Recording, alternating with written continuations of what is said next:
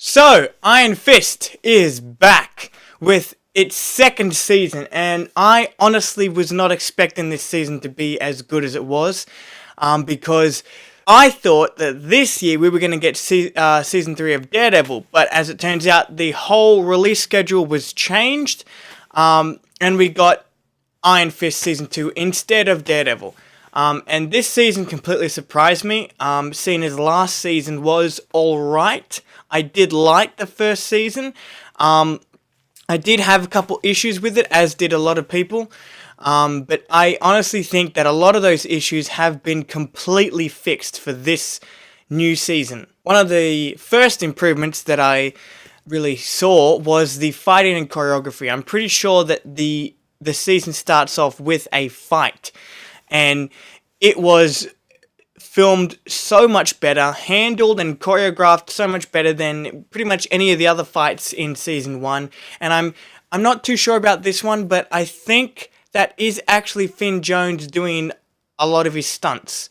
I couldn't really tell because of his mask, but I know that, well, at least I saw in later fights in the season that it actually looked like Finn Jones. So I really appreciated that they really took their time on this season. They didn't rush, because I know that season 1 was rushed because due to the Defenders and all that.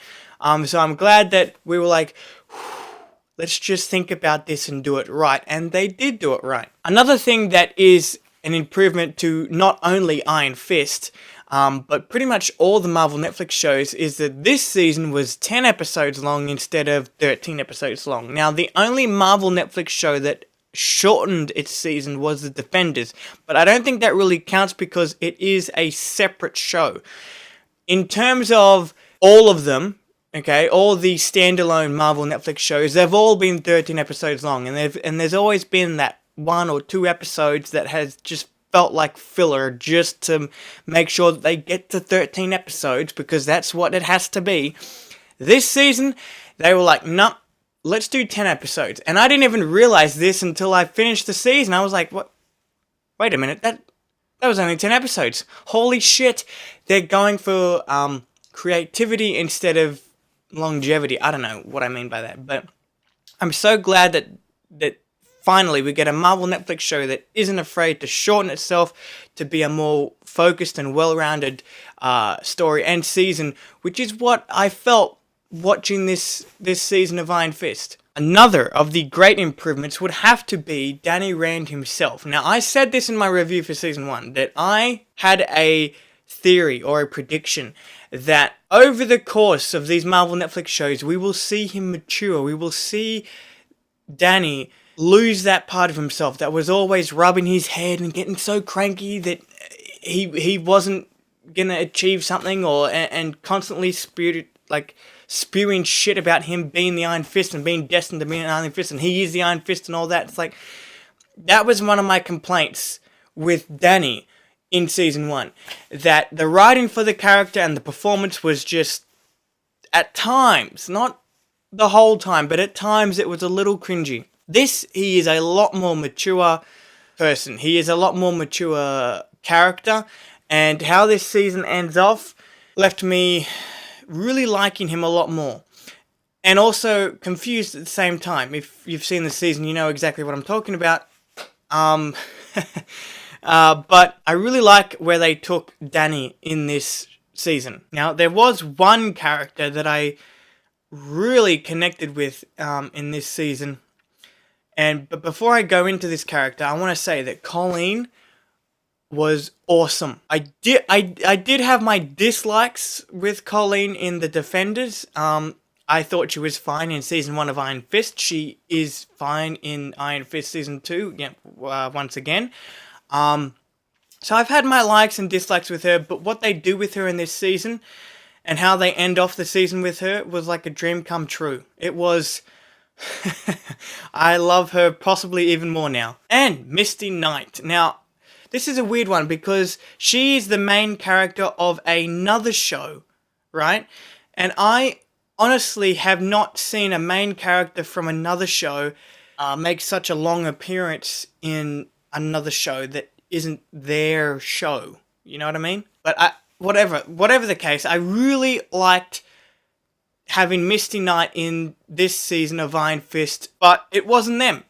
They were not the characters that I really connected with. The character that I really connected with, you'd think it would be Danny Rand, but I already talked about him and it's not him. It was Ward. Now, I don't know if I said this in my review for season 1, but I really liked Ward in that season. I really not only liked Ward in this season, but as I said, I connected with him. I related to him. I learnt a lot from his journey. His journey in this show is probably the most relatable and probably the most grounded character arc that I have seen in a show or movie. Probably a show. I'm not going to say movie because I've seen a lot of movies. But I gotta say, I learned a lot from his character arc in this show. I learned a lot from the journey that he was going on. I related to a lot of it, okay? That's all I'm going to say on that. But he was possibly the most relatable and grounded character with his own story in the whole show. Now, I've been talking a lot about characters, and I want to talk about one more character, Mary Walker. This chick freaked the fuck out of me. Holy shit. At first when I was watching this season, I was just sitting back like, okay. I honestly didn't know how to react. I was just like, man, this chick is fucking crazy.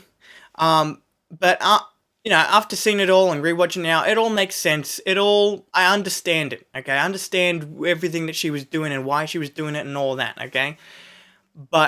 And I'm not going to spoil what she is, okay?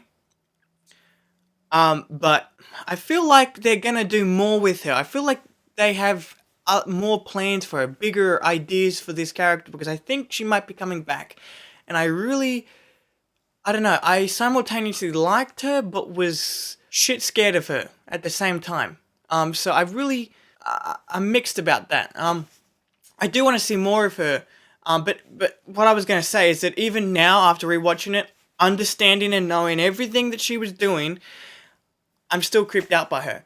And I think that's a very well written and acted character. Alright, so in summary, I'm going to end the video on this, but in summary, this season surprised me. I did not expect it to be as good as it was, given how the last season was, and given how the fact that they completely changed the release schedule of both Daredevil and Iron Fist. I was expecting this to just be filler until Daredevil Season 3. That's what I was expecting, and man, was I was wrong. This was a pretty damn good season. Not one of Marvel's best, I have to say, but I will say it is a massive improvement from Season 1, and I think it's definitely worth your time. So, if you haven't seen it, see it. Please, okay? Don't give up on Iron Fist. There's still a lot of juice in that orange, okay? Anyway, I will see you next in the next video in my Marvel's Spider-Man PS4 walkthrough video. I had to have a break from doing those videos just to do this review. But in terms of my MCU reviews, I think the next review that you might see me in is either Runaways Season 2, Daredevil Season 3, or Captain Marvel. I don't know which one of them is coming out first, but you will see me in one of those reviews.